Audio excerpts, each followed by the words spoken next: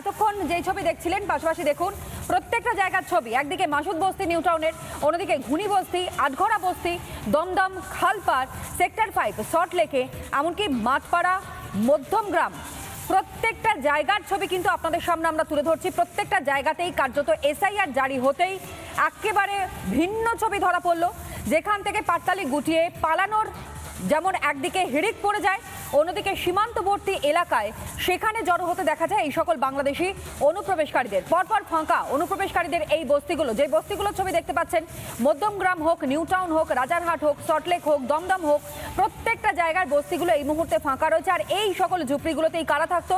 বাংলাদেশি অনুপ্রবেশকারীরা, যারা স্পষ্ট করে এলাকার বাসিন্দারা অভিযোগ করছেন তৃণমূল কংগ্রেসের ছত্রছায়াতেই দীর্ঘদিন ধরে তারা সেখানে বসবাস করছে। এসআইআর জারি হতেই এইবার পালানোর হিড়িক পড়ে গিয়েছে তাদের মধ্যে। আপনাদের সামনে বেশ কিছু রাজনৈতিক দলের নেতারা, তারা এই প্রসঙ্গে কি বলছেন,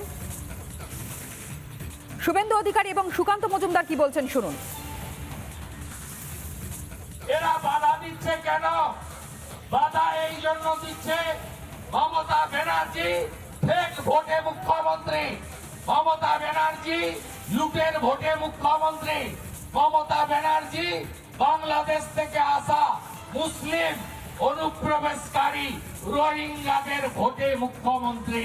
তাই মমতা ব্যানার্জি বাংলাদেশি মুসলিম অনুপ্রবেশকারী রোহিঙ্গাদের রাখতে চায়। মুখ্যমন্ত্রী বলছেন আমরা এসআইআর মানবো না, ভাইপো বলছেন এসআইআর, কেউ কেউ বলছে এস স্যার চলবে না এখানে, নো স্যার। আরে ভারতবর্ষের সাংবিধানিক সংস্থা ইলেকশন কমিশন অফ ইন্ডিয়া, তাকে মানবো না? তুমি কোন হরিদাস খালে তুমি মানবে না?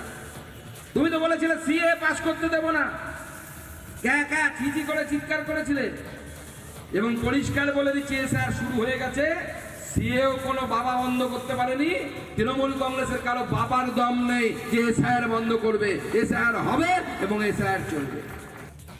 নানা ধরনের কন্টেন্ট দেখার জন্য লাইক করুন, শেয়ার করুন আমাদের ফেসবুক পেজ, সাবস্ক্রাইব করুন আমাদের ইউটিউব চ্যানেল। পাশাপাশি অন্যান্য ব্রেকিং নিউজের জন্য অবশ্যই চোখ রাখুন রিপাবলিক বাংলায়।